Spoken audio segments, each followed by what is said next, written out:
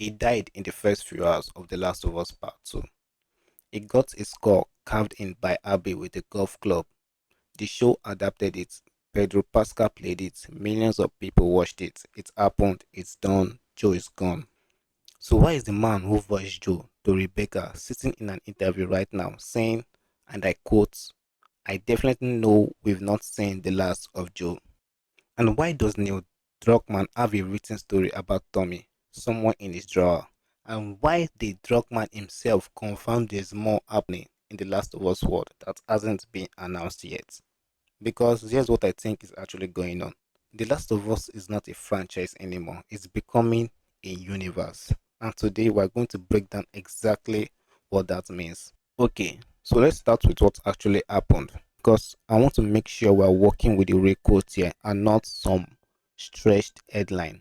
To Rebecca, the voice and motion capture actor behind Joe in both Last of Us games, sat down for an interview with Hero Gamer.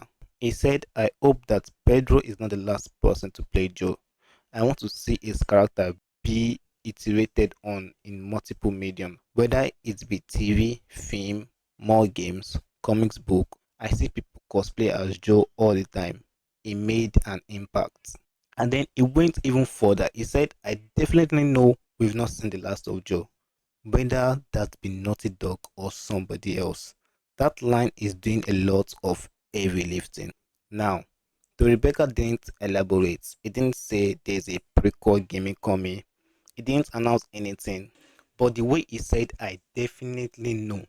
Not I hope, not I think, not even I would love to see. He said he knows. The choice word matters. That's the word of someone who has information. And then on top of that, he also said something really interesting about watching Pedro play Joe in the show. He said, all I wanted was for Pedro to show me something in his performance that I missed with Joe. And he did it every episode. That's Tori Baker passing the torch openly, publicly, which tells you he's comfortable with the idea of this character living beyond him. Now, I've seen the comments, I've seen the replies, and there's a take going on around that I need to address head on because I think it's completely wrong.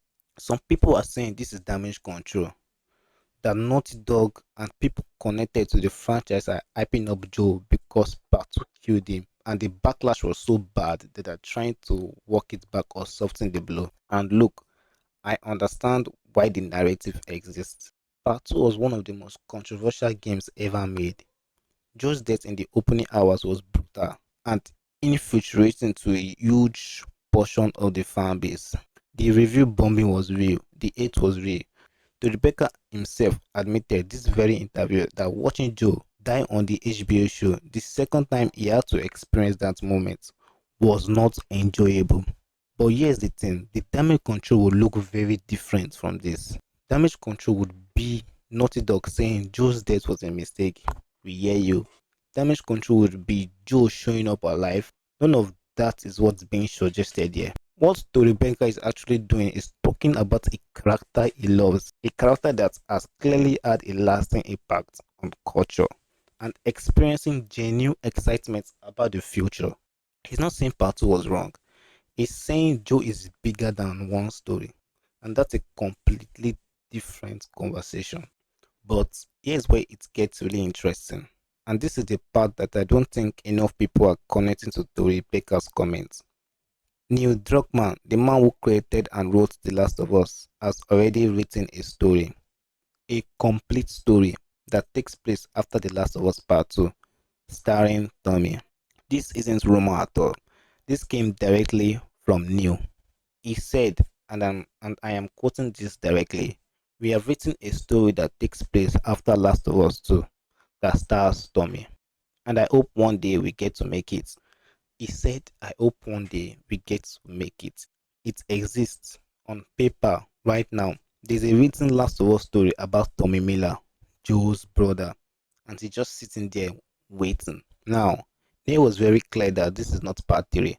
He specifically said the headlines calling it Last of Us Part 3 confirmed were wrong. But that is actually the point. This isn't part 3. This is something else. a separate story, a spin-off. It is its own thing. And think about what a Tommy story would actually look like. After everything that happens in part 2, Tommy is in a broken place. He's lost his brother, his marriage with Maria is damaged. He goes off hunting for Abby despite Ellie telling him to stop. We don't know where he ends up. There's completely untold chapter to this man's story, and Neil has already written it. Now, whether it becomes a game, a limited story, a comic, it doesn't know yet, but it exists, and that is what that matters. And now, zoom out for a second, because all of this is happening in a specific context that I think changed how you read all of it. In September 2025, Neil sat down with a Variety, mostly to talk about Intergalactic, his new game. But as always, The Last of Us came up, and he said something that quietly broke the internet. He said there's more stuff happening in The Last of Us world that has not been announced. So, more stuff happening unannounced. And when you stack that on top of everything else, the Rebecca is saying he knows there's more of Joe, the written Tommy story, the congregation of immune people concept of part 3, Naughty Dog reportedly having multiple single player titles in development, you start to see a pattern. The Last of Us is expanding, not in a desperate we need to make this, but in a way that this world is rich enough to support multiple storylines simultaneously. Like what Marvel did with their character, or what HBO has done with the Game of Thrones world, with the House of Dragon. The main story doesn't have to be the only story. And when to Rebecca says he wants to see Joe across film, games, and comics, that is not wishful thinking. That is someone who can see the shape of where this is going. Here's where I personally land on all of this. I think The Last of Us is at an inflection point. For a long time, the franchise was defined by two things, Joe and Ellie, and the question of whether there would be a part 3. And those are still real questions. But what is becoming clearer through Tori's Baker comments, through the Tommy story sitting in a drawer, through the congregation of immune people concepts, is that people involved in this franchise are thinking about it as something bigger than any single game. And I think that is the right instinct. Joe's death in part 2 was not a mistake, it was a point. It was the inciting incident of Abby's entire story. It was the reason Ellie couldn't let go. It was the moral engine of the whole game. Or doing that or walking his back would cheapen everything part 2 was trying to say. Some of the most powerful storytelling you can do is exploring the legacy of a dead character. And if you knew a writer who has proven twice now that is willing to take bold, uncomfortable, brilliant swings is the one shepherding what comes next, then yeah, I'm all here for it. The Last of Us is just getting started. So that is the full picture. Though Rebecca says he knows there's more Joe coming, Neil has a written Tommy story he hopes to make one day, and there are active unannounced Last of Us projects that haven't been revealed yet.